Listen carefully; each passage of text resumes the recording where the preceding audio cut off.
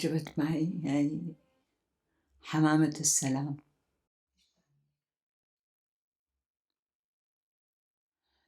هاي رمز إلي ولعبد العزيز ولسوريا. نحن من دعاة السلام دائما وأبدا، وأنا من يوم لبسني إياها ما نقامت من رقبتي. بتعني لي رمز من رموز السلام غيبوه، بس أنا رح ضل حامل رسالته قد ما بقدر. مو بس رسالته، رسالة كل إنسان بيؤمن بالسلام، بس بالسلام اللي مبني على كرامة الإنسان وعلى حقوق الإنسان، مو يدعسونا ويقولوا بدنا السلام. أكيد ما رح وافق على هذا السلام.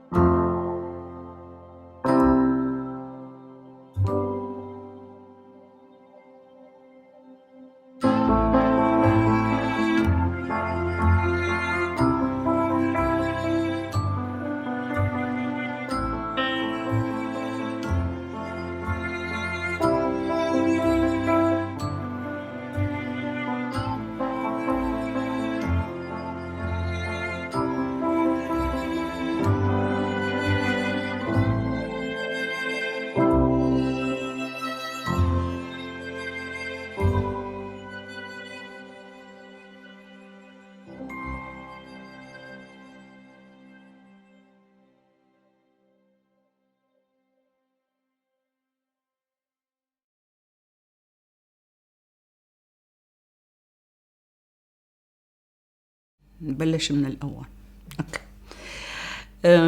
كون ابتدأنا بأبي، أبي الله يرحمه كان ملاك أراضي.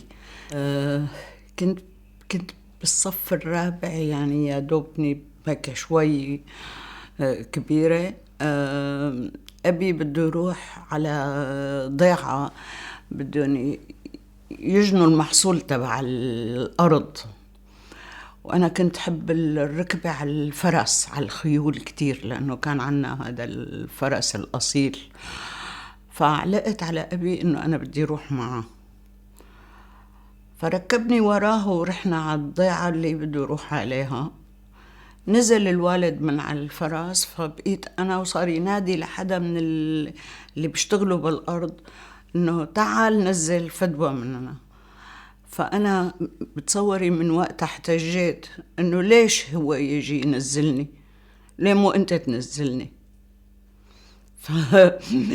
يمكن من وقتها حسيت إنه ظلم العالم كتير ما كنت حبه. بعد يعني هذا الحكي اللي عم قل لك اياه، كنت بلشت تصير بالإعدادي، فبلشت مطالعاتي هيك تقوى، يعني صرت أقرأ كتب سياسية، كتب درست أنا وأخي عدنان اللي هلأ بدنا نحكي شوي عنه لأنه له قصة وحكاية معي.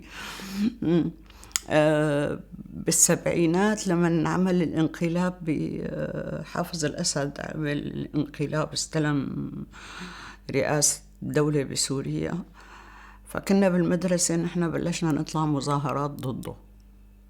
أنا وعدنان طلعنا مظاهرات ضد حافظ الأسد، وبلشت الشرطة العسكرية تجي تلاحقنا وتضربنا وإلى آخره.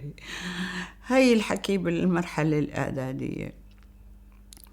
وبعد منا بلش يتشكل هيك وعي السياسي، بلشت انخرط مع الناس بالمجتمع، شوف قديش فيه ظلم، قديش فيه، خاصة بعد ما صارت الحركة التصحيحية وصارت الاشياء هيك واضحة بالنسبة لإلي. يعني صار فيه فساد، صار فيه محسوبيات، كانت بالنسبة إلي أنا هيك كتير صعب علي يعني.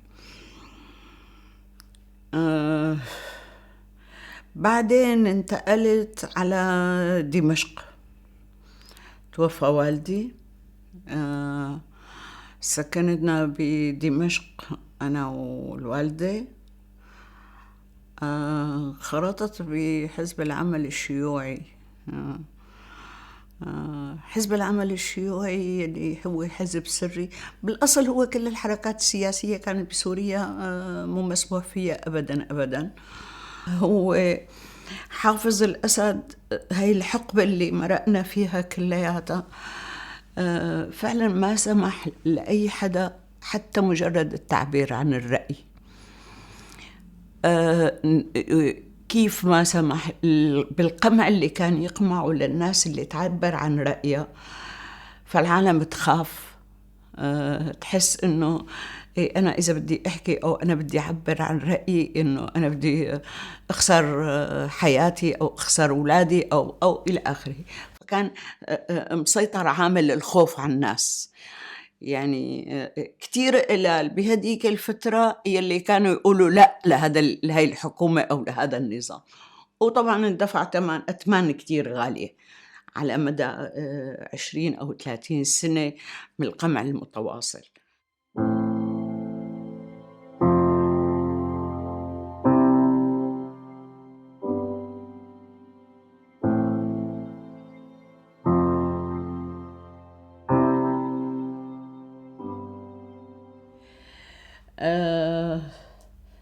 أنا وعبد العزيز انسجنا بال92.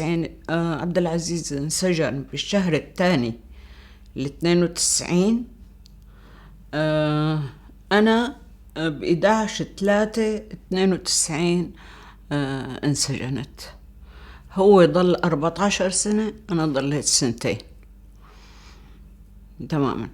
ومثل ما قلت لك نتيجة نشاطنا بحزب سياسي محظور اسمه حزب العمل الشيوعي فقط لا غير.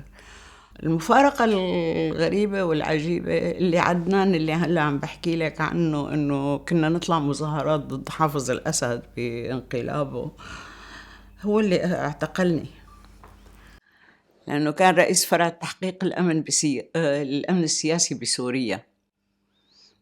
نعم، اعتقلني، ورغم انه بيعرف اولادي لحالهم واطفال وكل هذا الحكي. ضليت سنتين بالمعتقل، 1 وشهرين بالفرع يعني تحت الأرض. يعني الحياة اللي عشتها خلال 1 وشهرين شيء فظيعة يعني. 1 وشهرين أنا بقيانة بنفس الثياب اللي فتت فيها على السجن، ما تغيرت ثيابي. بعد منا طلعت على سجن دوما. بالسجن ضليت 8 أشهر. اللي هو هذا السجن تابع لأخي عدنان، يعني أخي هو اللي رئيسه لهذا السجن.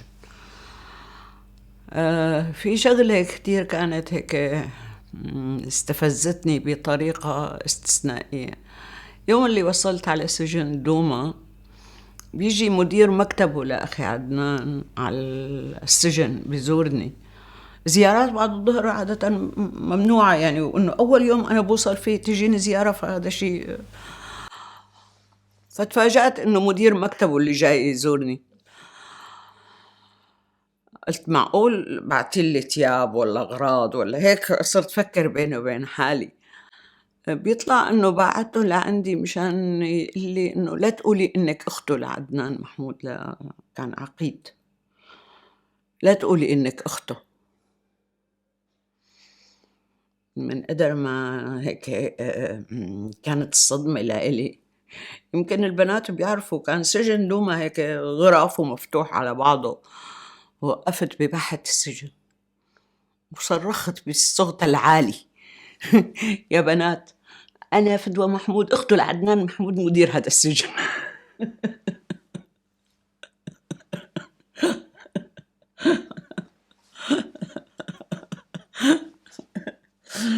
هاي كانت ردة فعلي، لأنه ما قدرت أتحمل الموقف، ما قدرت أبدا أبدا. بعدين ضليت 8 أشهر بسجن دوما، طلعت قيد محاكمة.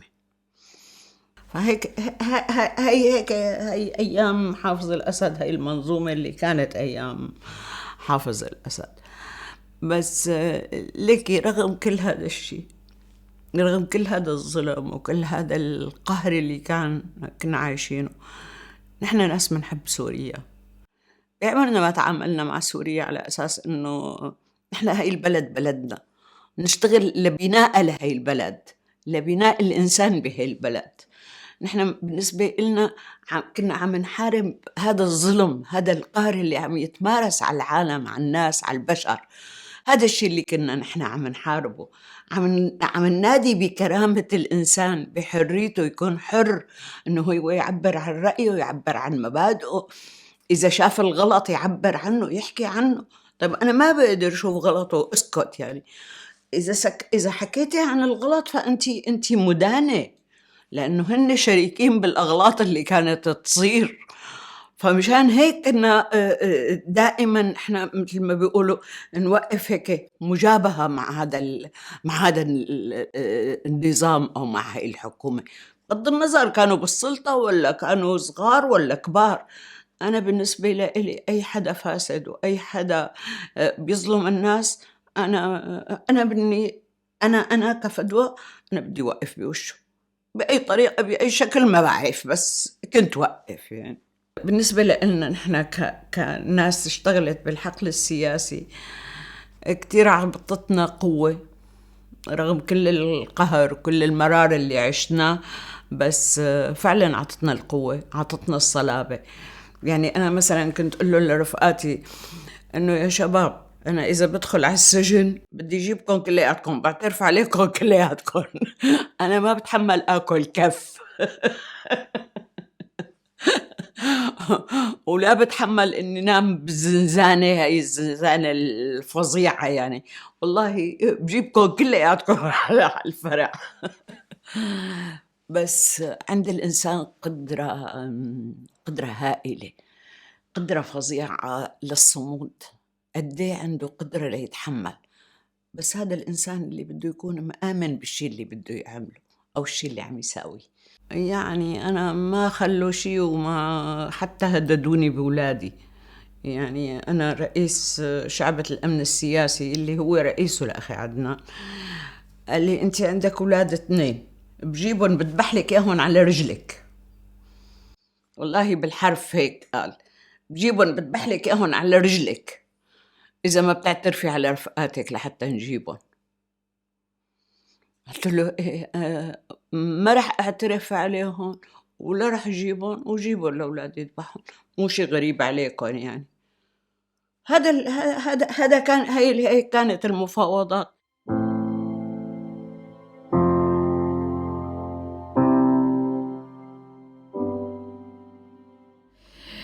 لك صديقتي، يعني بتصور هو هذا كان أكبر حلم لنا، إنه ممكن يصير التغيير بسوريا. هذا الحلم اللي كنا نحن عم نشتغل عليه من زمان يعني.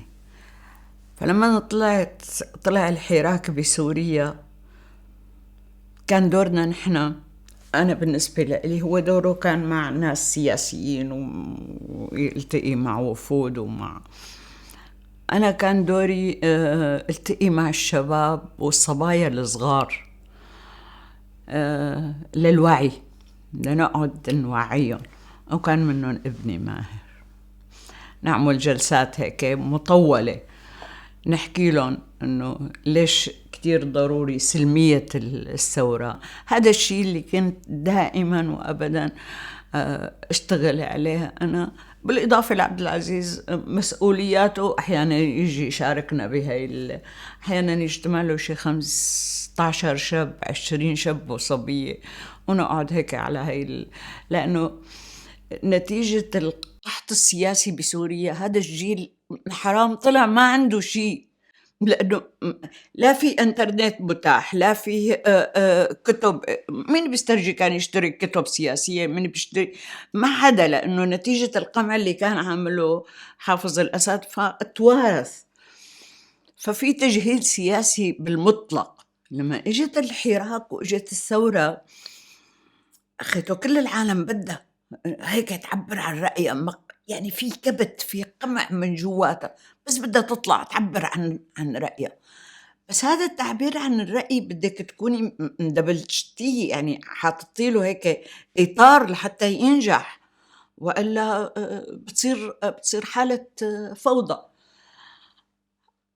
للأسف قديش نجحنا ما بعرف، بس يمكن إلى حد ما قدرنا مع وسط معين قدرنا ننجح. يعني فيه مجموعة من الشباب كانت هيك تشتغل بشكل كتير كتير عالي المستوى بالحراك، يعني كانوا ضد حمل السلاح.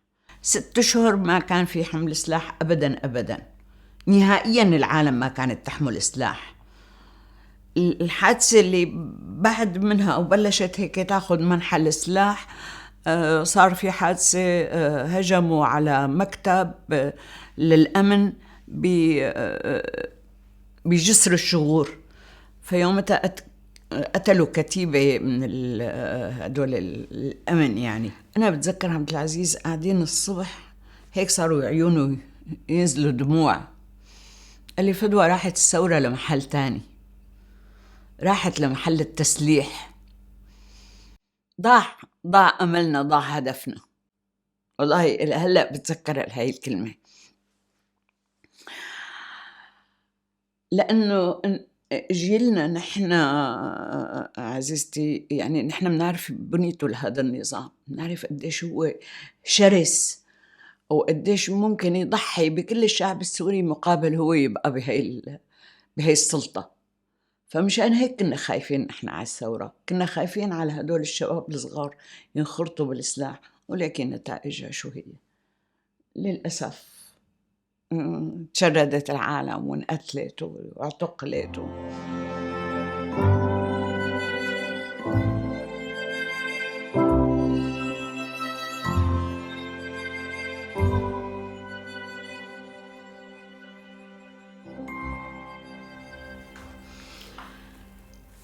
حمل بإيدي نص روحي ونص القلب تبعي، اللي هو ماهر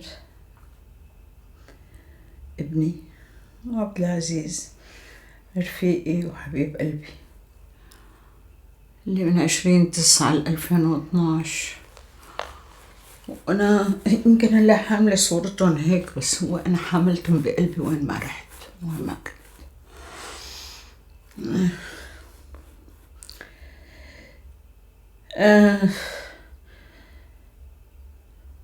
عبد العزيز وماهر ما كانوا عم يعملوا شي غير لبناء السلام.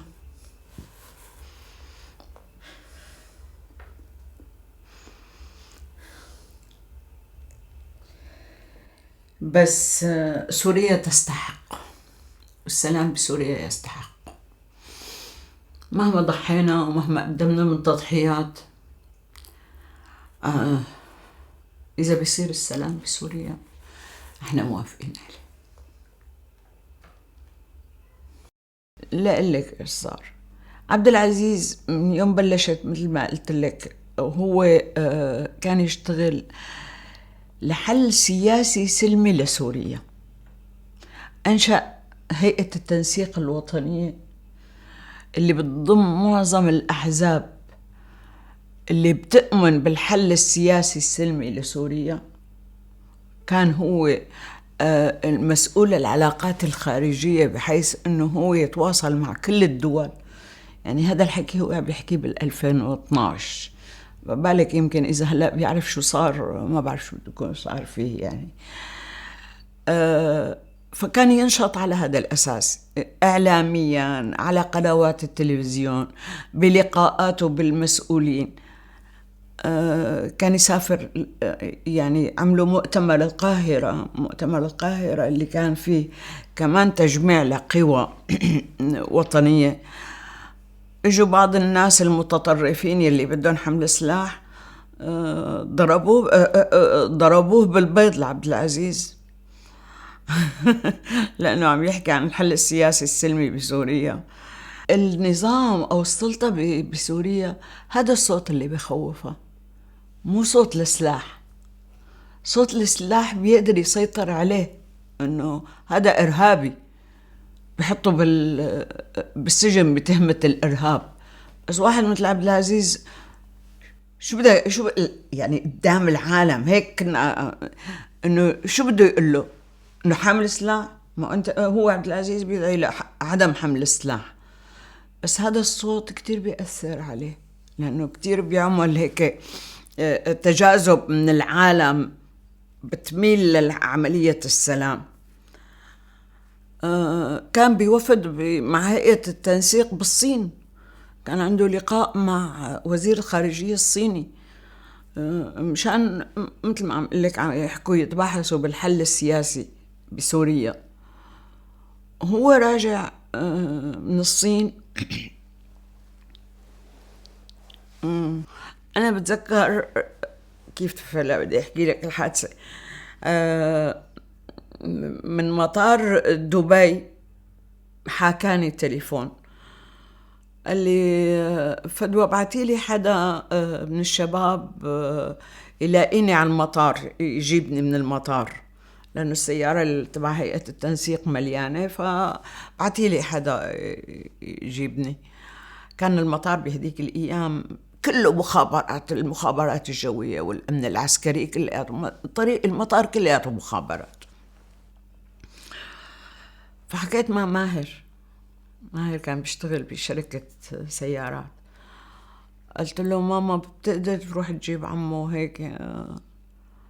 قال لي ايه. قلت له طيب استناني انا بيجي بروح معك. انا كنت بصحنايا هو الشام بدمشق يعني بالمدينة، انا بروح معك. قال لي لا ماما ليش بدك حضري لنا الغداء لبينما جيبوا واجي يعني بس من المطار بتكوني انت مجهزتي لنا الغداء. قلت له طيب.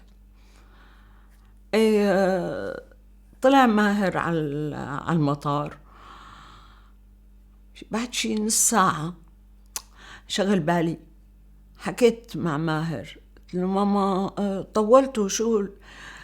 قال لي ماما عمو بالهجرة بالجوازات كأنه في إشكالية يعني مشان الجواز ومشان مدري شو. قلت له أوكي بس يطلع خبروني. قال لي ماشي. ما بتصدق أقل من 10 دقايق حسيت إنه أنا بقى أقدر أتحمل، بدي أرجع أحكي. رجعت حكيت مع ماهر. عبد العزيز كان قايل لي إنه تليفونه خالص شحن تبعه، إذا دقيت له ما يشغل بالي، فأحكي مع ماهر إذا طلع ماهر. فحكيت مع ماهر قال لي ماما هلأ طلع عمو من المطار من الجوازات وعم نركب بالسيارة. قلت ارتحت. كان هذا الحكي 5:50، 5:10، قلب الأم أو قلب المحب ما بعرف شو بدك تسميه. ما رجعت دقيت تليفون ماهر بسكر خارج التغطية. حكيت مع الشباب اللي كانوا معهم كانوا واصلين على بيوتهم، الشباب هدنك لما خبروني انه واصلين على بيوتهم قلت خلاص معناها الشباب اعتقلوا. ايه كانت هي اللحظة كتير قاسية وكتير صعبة. ضليت متأملة انه ما بدي صدق انه هن معتقلين. ومن يومتها بلشت فدوى بالحراك تبعها. ما هديت. اذا بقول لك هديت، لا والله ما هديت ولا بعرف الهدوء بيوم من الايام. ما خليت طريقة، بس بدي أعرف خبر، أعرف شيء، وينهم، وين موجودين.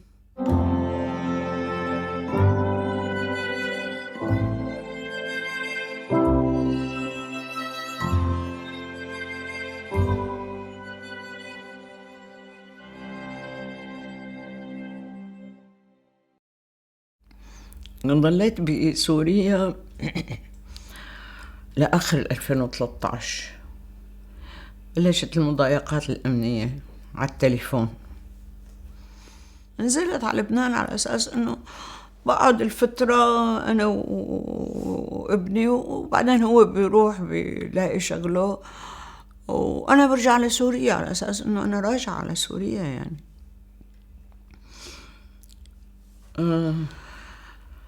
أنا بيتي اللي كنت ساكنة فيه أنا وعبد العزيز، إجا شاب من الشباب اللي كنا نحن وياهم هيك، قال لي خالته أنا محتاج البيت، فيني أسكن فيه؟ قلت له أكيد فيك تسكن فيه يعني، أكيد يعني. فإجا سكن بالبيت هو وزوجته. بعد شي 15 يوم 20 يوم بسمع إنه اعتقل هذا الشاب. هو ما له نشاط سياسي، ما أبدا ما قولي بعد 5 أيام أنا كنت ضابة شنطايتي وراجعة على سوريا. تحكي مرته معي، عم قلها خالته بشوفك أنا بسوريا، لا تحكي على التليفون يعني. قالت لي وين بدك ترجعي على سوريا خالته؟ هو اعتقل بسببك أنت، ما سألوه ولا سؤال عنه، هو كل الأسئلة عنك أنت يعني. فوين بدك ترجعي أنت على سوريا؟ ما بتقدري ترجعي على سوريا يعني، من الحدود على الاعتقال. بقيت ببيروت. طبعا ببيروت بلشت أعمل وقفات وبلشت أعمل مظاهرات وإجماع العالم، ووقفت مظاهرة قدام السفارة الروسية، وقفت قدام اليونسكو، ما خليت محل موقف فيه. رفعت الصور وجمع العالم ونطالب بالمعتقلين. بال 2013 لل 2015 كانت موجة النزوح من سوريا ينزلوا وين؟ على لبنان، انه هذا المنفذ، وبعدين بيتفرقوا يعني اللي بيصح له يطلع برات لبنان. فهاي الفترة أنا كنت أخذ بيت هنيك بال 2013 لل 2015. أي حدا بده بيت، أي حدا ما عنده محل ينام فيه، أي حدا نعمل اجتماعات، نعمل لقاءات كلياتها ببيتي. بشهر الخامس قاعدة بالبيت هيك بعد الظهر، بيندق الباب، خبط خبط خبط، بيتي طابق سادس. بفتح الباب لا توشة عسكر واقفين على هالباب. فتحت له خير إن شاء الله، شوفي أنا فوت نفتش البيت. واللي أرجاني كان يومتها نقيب من مخابرات الجيش اللبناني، بس جاي بشي 20-25 عنصر معه، كأنه جاي يقبض على خلية إرهابية يعني.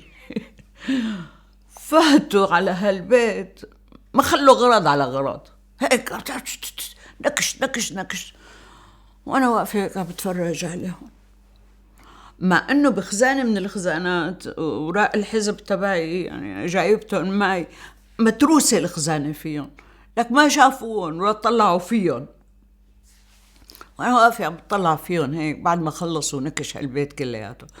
قلت له بس بدي أسألكم سؤال، على شو بتدوروا؟ شو اللي بدكم إياه؟ يعني سلاح؟ شكل حدا بيحوي سلاح؟ هاي أول شي.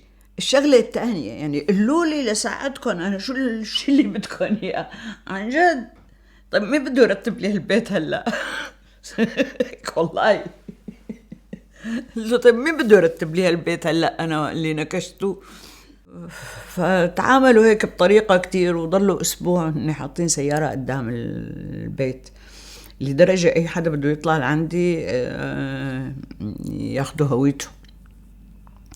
فبلشت المضايقات بشكل كتير.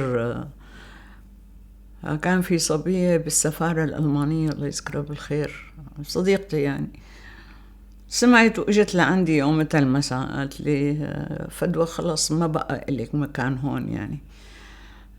أنا برأيي تتركي البلد أحسن ما يصير عليك إشي تاني. إحنا هلا بدنا تشتغلي بمحل غير الاعتقال يعني. عملت لي هي الفيزا والوراق وقالت لي خلاص اطلعي على، كان هذا الحكي بالشهر السابع من 2015. بس كانت طلعتي من لبنان مثل طلعتي من سوريا، كتير كانت بتوجعني. أنا كنت حاسة إنه أنا كتير قريبة من سوريا، كتير بشوف عالم هيك، أي حدا بينزل من سوريا بشوفه أي حدا. أنا بألمانيا صار هيك مثل المنفى يعني. فمشان هيك كانت طلعتي من بيروت كتير صعب. وكنت حس حالي، أنا كنت فكرة إنه والله إذا بدي إجي ألمانيا شو بدي أشتغل بألمانيا، شو بدي أسوي بألمانيا، شو أي بس لا ولا يهمك.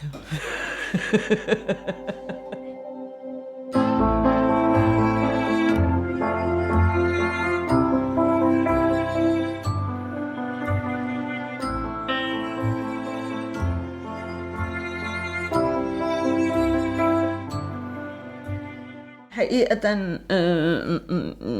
يعني أول من اقترح علي هذا المشروع رفيقتها لبنته العادل، بنت أخي، هي بتشتغل بمنظمة اسمها سيريا كامبين. قالت لي عمام شو رأيك إنه هيك أنتي تقودي هاي المجموعة نساء، نعمل هيك لو مجموعة صغيرة الطالب، لأنه الناس بتخاف الطالب بمعتقلينا، فشو رأيك أنت هيك تشجعيهم وتعطيهم القوة والدفع؟ فورا أنا جاهزة.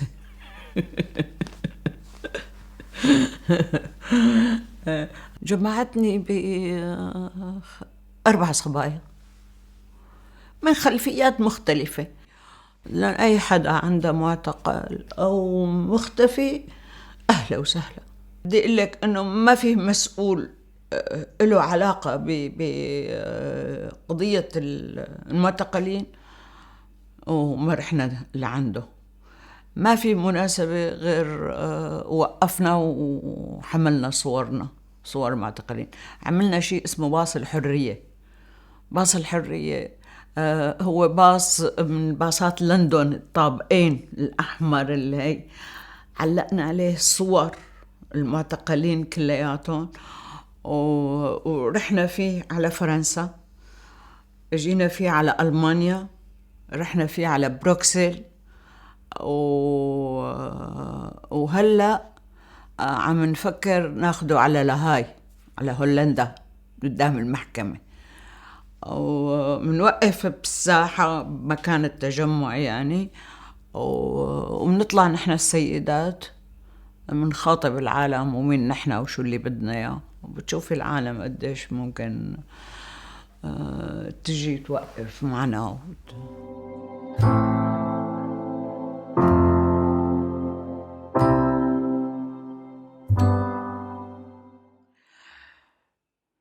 ليك يا ستي، يمكن من إيماني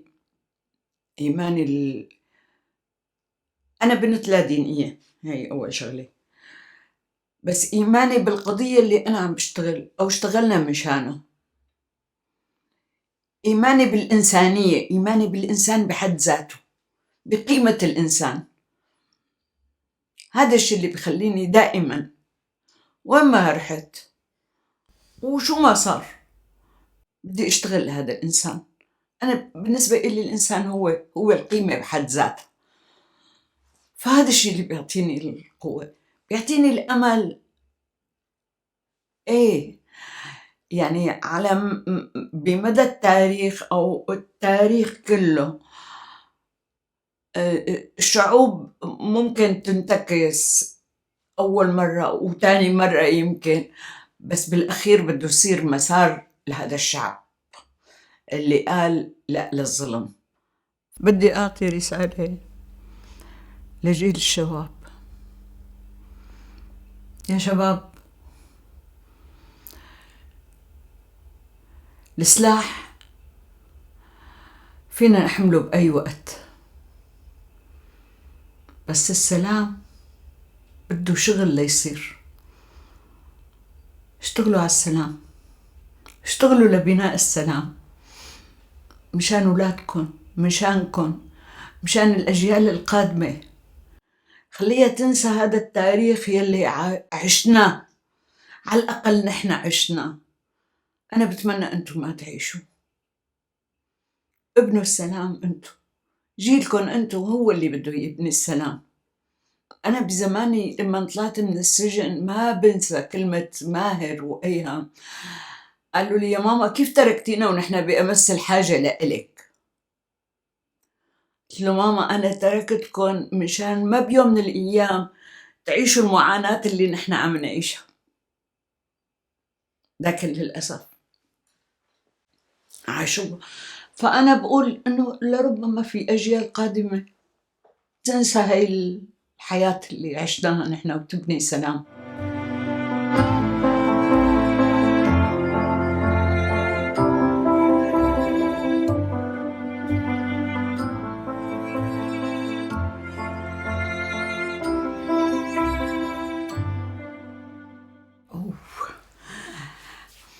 يعني فكرة المسرح بحد ذاتها عن جد شغلة عجيبة بالنسبة لي كانت. احنا عندنا صديق بنشتغل سوا بهيك شيء له علاقة بقضايا المعتقلين. هو شاب تركي انسجن تصوري 21 سنة بسوريا. حكى قصته هيك، ففي مخرج سمع قصته وكان انه عم يفكر انه يعمل شيء عن قصص الاعتقال بس قصص حقيقية يعني. فالمهم حكى معه وعملوا أول مسرحية. فقال له إنه أنا جاي على بالي كمان يعني كمل. هذا المخرج قال له إذا بدك احكي مع فدوى. عن جد أحيانا هلا أنا أول فترة سرد القصة لأنه بتنكش لك الذاكرة الكتير قديمة أحيانا بتوجعك شوي، بس بترجعي بتتعافي. لأنه هذا الجرح اللي مو طيبان ساته هيك عم يضرب. لما بتحكي عنه بتعبري عنه ممكن هيك يبلش يريحك. يعني أنا مثلا قصة وفاة أمي بعد ما طلعت من المعتقل أنا كنت مخبيتها هيك جوا راسي. لما بحكيها هيك وبحكي كيف كان الموقف بيني وبين أخي قدام أمي وهي على فراش الموت، كتير كنت مخبيتها براسي أو بدماغي أو بالذاكرة اللي ما بدي إياها تطلع. أنا كل الوقت أمي ما زارتني على السجن، ما بتقدر تزورني على السجن إنه كانت صعب عليها كتير. فكنت عم اشتغل لها جاكيت صوف بالسنارتين. فقلت لها لرفيقتي ما هيك، قلت لها يمكن أمي ما رح تقدر تلبسها ما رح تلحق تلبسها الجاكيت. قالت لي اصحك شو الحكي؟ قلت لها يمكن كأنه عم يكذبوا علي إنه أمي فيها شيء وما بدهم يقولوا لي يعني. يوم اللي طلعت من السجن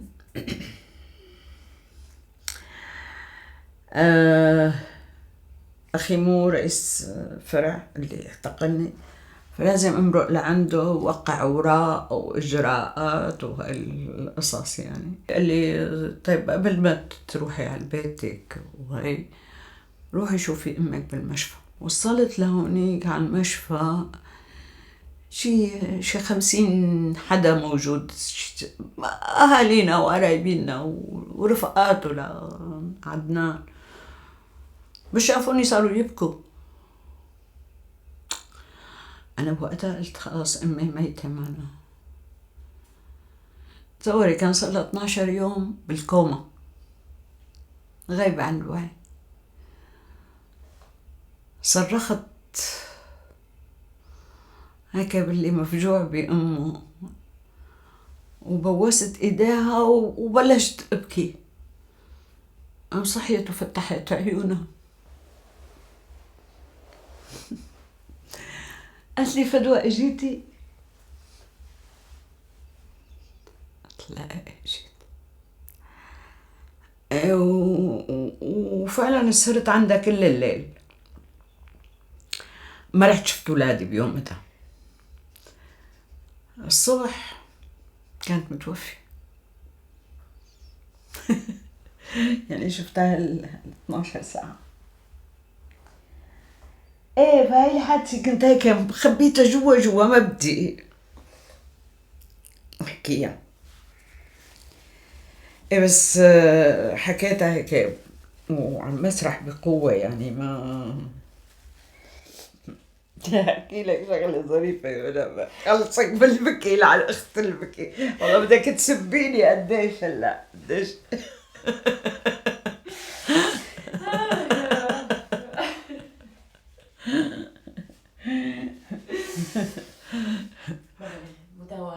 ودواء. احكي لك عن هذا الشاب التركي الحادثه الفظيعه. انا بسمع عنه هذا الشاب اسمه رياض، انه انسجن 21 سنه ومدري شو. مرة كنا بهولندا عم نشتغل مشان مع المنظمات قضايا الاعتقال وهيك، فبيعرفوني عليه بيقولوا لي هذا رياض. قلت له اهلا رياض، الحمد لله على السلامة. وقاعدين شي 20 حدا يعني. فقاعدة قدامه انا قلت له لك رياض مين اللي عذبك بالسجن؟ لو بدي احكيها كلمة بذيئة ما في بالعادة يعني. قال لي لك في ضابط اخو شرموطة.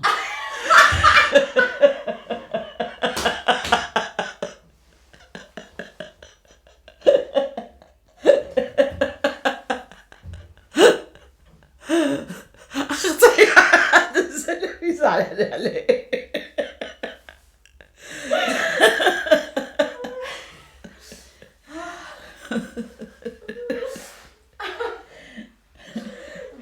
قلت له مين هو هذا؟ شو اسمه هذا الضابط؟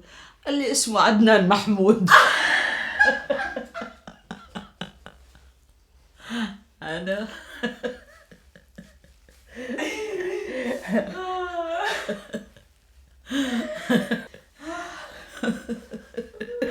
فالشباب يا حرام كلياتهم هيك وانا عم اضحك هيك. قال لهم شو بكون؟ ليش شو بكون؟ قالوا لك ما هو اخوها.